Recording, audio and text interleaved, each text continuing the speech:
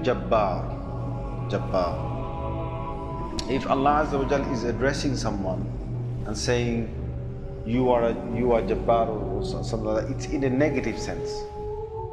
For Allah to be Jabbar, which means mighty, which means powerful, it is positive.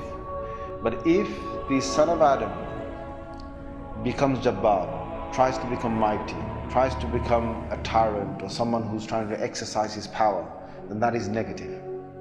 When the day of judgment will actually come, Allah will put together, He will bring together all the 7 heavens and the 7 earths.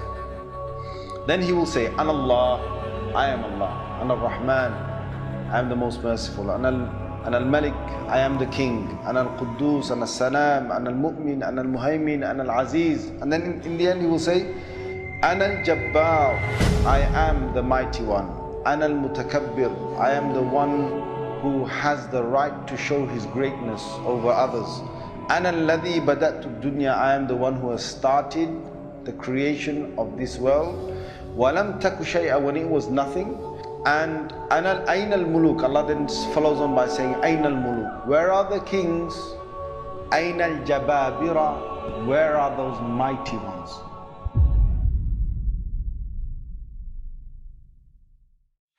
Namrud, a tyrant, a Jabbar on the earth. Namrud, he said, okay, if God exists, then I'm going to fight that God. Here's another Jabbar, a tyrant. So here comes Namrud, the Jabbar, and he says, okay, my army, he had a massive army. He said, okay, army, come together. We're going to take our arrows and we're going to shoot them straight in that sky from where the revelation comes to Ibrahim. And he got his whole army out. And he said, come on! You call yourself Allah, God? Well, if you're there, I challenge you. So this Jabbar challenged Al-Jabbar, the real Al-Jabbar. So he shot, and he shot. And he said, come on, come and fight me. Where are you? So Allah Azza wa Jal said, okay, you in a fight? Allah sent down mosquitoes. Mosquitoes. When a mosquito bites you, what are you going to do? Still alive. When these mosquitoes came, what's all this? Hey. There's so many, hundreds and hundreds and hundreds of them all over the place. The soldiers were running everywhere, were running. Right? They're running. And Namrud, he's also running. But what happens is, this is what Allah does. A mosquito's here, right? And he goes, he sniffs. And the mosquito goes into his nostril. And Allah makes that mosquito survive. So that mosquito is now alive and is somewhere there. Inside his head and onto his brain, somewhere by his brain. Right? And it's alive. So now what happens is, this Namrud, who's a tyrant on the earth, who wanted to challenge Allah, he's got a living mosquito inside him, and that mosquito is sucking blood. Every time he sucks blood, right? Every time he sucks blood, he whacks his head. He whacks his own head. And when he whacks his head, then the mosquito stops and he gets a bit of relief. When the mosquito gets hungry again, he sucks blood, he whacks his head. Then now he's getting tired of whacking himself. So he told his soldier, he said, hey, listen, stand next to me with this club. If you have a mosquito and you're trying to sleep, what's the sound of a mosquito?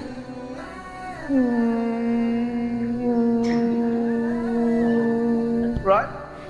This thing's in his head. So it's going, and it's going, and he's going mad. So he's telling this guy, no, hit me. So he hits him. That's good. Then he rests for a little while. Then he says again, when the mosquito bites, he says, hit me. So he hits him. This soldier is standing there. He's hitting now the king. He's hitting Namrud. That Namrud challenged Allah. So he's hitting that Namrud. Now he's hitting him. Now this soldier, now days are going by, and this king is going mad. He's going insane. This buzzing sound, the sucking of his blood. So this soldier got so sick. The soldiers holding this club, and he has to hit him, and he has to hit him, and he's saying, yeah, it's tiring to do that, right? And each time he hits him, the buzzing doesn't stop until he hits him a bit harder. So now the whacks are getting harder. Now this guy is taking a lot of blows in his head, right, because of this mosquito. In the end, the soldier thinks, that's enough, man, let me just give him one, let me try to kill the mosquito.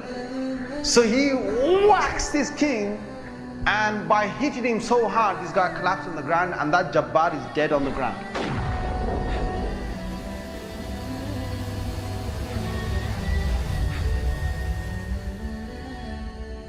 Walid bin Yazid ibn Abdul Malik was one of the kings in the past.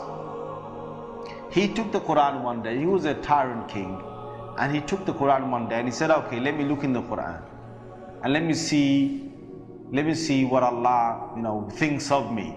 Let me just open the Quran anywhere, and wherever my eyes fall onto whatever ayah, I can take it as a sign. Walid bin Yazid ibn Abdul Malik did that, and he looked at an ayah in the Quran, and it was in Surah Ibrahim, verse number 15. Allah is saying that when my believers called on me, made dua to me, and I came to their rescue, then I crushed every tyrant and every stubborn one on the earth. When he read this, he said a poem. Na'udhu billah, he said, what? Every tyrant, every stubborn one? Well, here I am. I am the tyrant, I am the stubborn one. إِذَا مَا جِئْتُ رَبَّكْ يَوْمَ حَشْرٍ. Na'udhu billah, he said this, he said that when I come to your Lord on the day of resurrection, فَقُلْ يَا رَبِّي مَزَّقَنِ الْوَلِيدِ. Then you go and tell your Lord that Walid, he ripped your Lord apart. Now this is a tyrant on the ground who's saying this about Allah Azza wa Jalla. And they say that within days he was killed, he was assassinated, and then they hung him within his palace. They hung him, and his whole people saw his body, dead body, hung on the place of his palace, that the people or his crowds could actually see him. And subhanallah al-azim, when Allah wants to crush someone, he will crush someone. Qarun used to be one who used to show off his keys. His keys, your keys, you can keep your keys in a big treasure place, you can secure them in a big safe. Qarun had the might to make a massive safe and to lock his keys. But Qarun didn't want to do that. Qarun was Jabbar, he wanted to show his might, his power, and flex his muscles. So what he did is, wherever he went, there were 10 strong men with, you're talking about built men that could carry and lift. 10 of them followed him, just carrying his keys. They're finding it heavy to carry these keys, and their job was just to carry these keys, bling, bling, bling, bling, bling, bling. So what happens is that, he's a big show-off. Whenever he comes out, he never wears the same clothes again, right? And these are the most expensive clothes you can get. And so what he did and he had so many horses, he had so many of his own soldiers, so many bodyguards, so many palaces, so many treasures. It's unthinkable how much Allah had given him. So what happened is, there was a day he chose his best clothing. Then he said, out of all his horses, he had hundreds of horses. So he went through his horses and said, that one there, the one that is the whitest horse, that people, when they look at it, they're going to say, wow. Yeah, they decorated that horse. They decorated him. So he got onto his horse. And then he said, my soldiers, he wants the best of his soldiers. And they're going to march right behind him. Now there are those 10 men somewhere with all the keys, all right? And he said, you know what? He said, bring all my treasures out as well. Today, I want to show them what I've got. So all my gold, my silver, my merchandise, my things I've collected, I want you to bring them out, my soldiers to carry them, and they're going to be in there in a way that all people, when I pass by them, they're going to look gobsmacking at the amount of treasures I've got. So now this is not normal for a person to do. Who's controlling his heart? Come on guys. Allah is controlling. He's going to bring out his treasures. Which tyrant ever does that? Which tyrant, which tyrant ever does that? But he's going to bring, so he's bring out all his treasures out, so you can see, my God, the pearls and the rubies and the diamonds and the amount of gold and the different shapes. And you know what happened when he came out in a parade? He said, I'm going to parade down the whole city. And when he paraded, the people looked at him, and the people of this world, yuridun al-hayat ad-dunya. The people who wanted this world, they liked to have this world. They said, they looked at all of this and they said, Ya layta lana mithla ma utiya Qarun. If only we had been given what Qarun has been given. They wished for that. So Allah made them wish for it. So Allah brought all the people. Now imagine the whole city is here. The whole city is here. And all types of people. You've got the yuridun al-hayat ad-dunya, the people who want to gain this earth, and you've also got those people who are the people of knowledge, right? They said no. They said what وَقَالَ الَّذِينَ أُوتُوا الْعِلْمَ وَيْلَكُمْ. They said, no, what are you doing? Woe to you. Don't ask for this. Whatever Allah has given, it is enough. Whatever Allah has given is enough. Don't wish for whatever they knew that he was a mutakabbir, he was an arrogant tyrant who thought that he was it. And he used to play with people, whatever games he wanted, because he had power, he had might. And the great Fir'aun, he was his friend. Fir'aun was his friend. The pharaohs, they were friends. That basically, if anyone touched him, he gonna tell his mate Fir'aun, and you forget him. Your history, mate. He'll make you a slave if he has to. So no one messed with Qarun. This was the ultimate tyrant that Allah took out as an example of Quran. So what happened is that when he came out with all of this, and people were looking in amazement of how much he's got. People were on one side, and other people on another side, and right in between is his parade. And when he got to his highest, and he thought, wow, this is who I am. فَخَسَفْنَا بِهِ وَبِدَارِهِ. Suddenly, Allah Azza wa Jal told the earth, my earth swallowed him right now. Swallowed him in front of all these people. So the earth suddenly swallowed him, all his soldiers, all his keys, all his treasures, and even his palace behind. Allah swallowed that in the earth. All of it swallowed, all of them. The people were left there, right? Some people had run away, but then they thought, well, no, hang on a minute. It's just swallowed him. Just his soldiers, just his palace. And then the earth came back together, as if nothing happened. And they were absolutely gobsmacked. And Allah showed them, the people and Qarun, who Al-Jabbar is. أعوذ بالله من الشيطان الرجيم. بسم الله الرحمن الرحيم. ونزعنا من كل أمة شهيدا فقلنا هاتوا برهانكم فعلموا أن الحق لله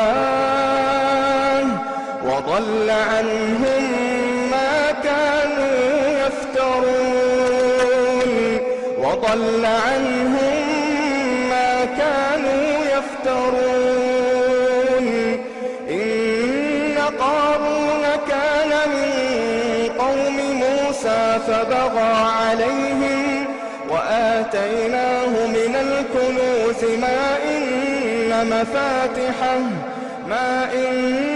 مفاتحه لتنوء بالعصبة أولي القوة إذ قال له قومه لا تفرح إذ قال له قومه لا تفرح إذ قال له قومه لا تفرح إن الله لا يحب الفرحين وابتغ فيما آتاك الله الدار الآخرة ولا تنس نصيبك من الدنيا وأحسن كما أحسن الله إليك ولا تبغ الفساد في الأرض إن الله لا يحب المفسدين قال إنما أوتيته على علم عندي أولم يعلم أن الله قد أهلك من قبله من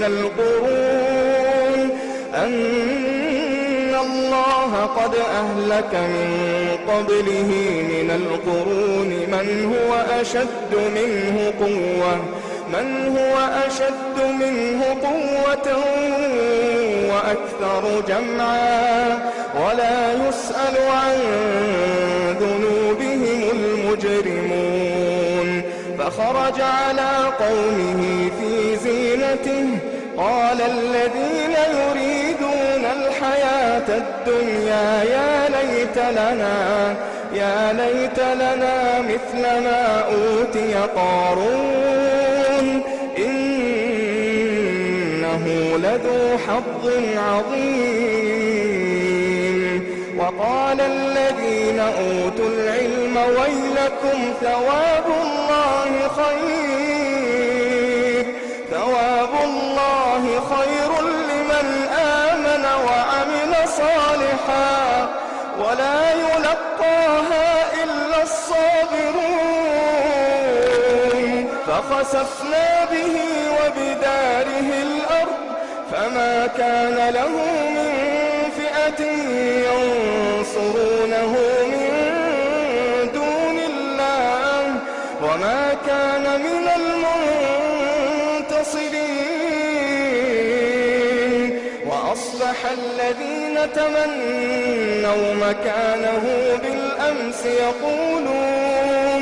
يقولون ويكأن الله يبسط الرزق لمن يشاء من عباده ويقدر لولا أمن الله علينا لخسف بنا ويكأنه لا يفلح الكافرون تلك الدار الآخرة نجعلها للذين لا يريدون علوا في الأرض ولا فسادا والعاقبة للمتقين. See, when they built the Titanic, I don't know if you know this, but when they built the Titanic and they're going to sail from Liverpool to New York and they're making this journey, one of the ones who made the Titanic said, was asked in an interview just before they left Liverpool. He was asked, do you think this whole ship can actually sink in the ocean? And you know what he said? This Jabbar, this tyrant said. He said that even if God wanted to sink it, he couldn't sink it. This is in their record. This is in the media. This is you dig it up, you find it. He said even if God wanted to sink it, he wouldn't be able to sink it. So they went. They went on this cruise liner, this ship, and they sailed across, and they got somewhere near to the, on the Pacific side, and it was night time. They're all having a wonderful time on the ship. These are the wealthiest people who can afford this. Can you imagine? The wealthiest people who can afford this. And the luxuries on this Titanic, there is nothing like this in the world. So what happened is this night time, it's, ahead is a bit of mist, right? Ahead is mist. And they all know that in this freezing weather, there can be icebergs that are, they're like mountains from the seabed that rise up. They know this. But Allah's got their hearts in His hand. So He makes the sailor of this ship say, nah, don't worry. You guys have a nice time. Don't worry. Yeah? Don't worry. Titanic. What's an iceberg going to do to Titanic? An iceberg will break. He's thinking what? He's thinking, if I go ahead, I'll go slowly, but if I just go ahead, And if I hit an iceberg, this thing's so big, it's gonna break the tip of the iceberg. That's what went in his head. Allah made him believe that. So they went ahead in the night time, and it came across and it hit. And you know, before he went ahead, some of his other sailors said to him, you know, it's not safe. I read about this. I read a whole article about this. They said to him, it's not safe. And he said, don't worry. What can happen? Don't worry. Right? So he went ahead, and it was a very sharp iceberg that they hit. They sliced into it.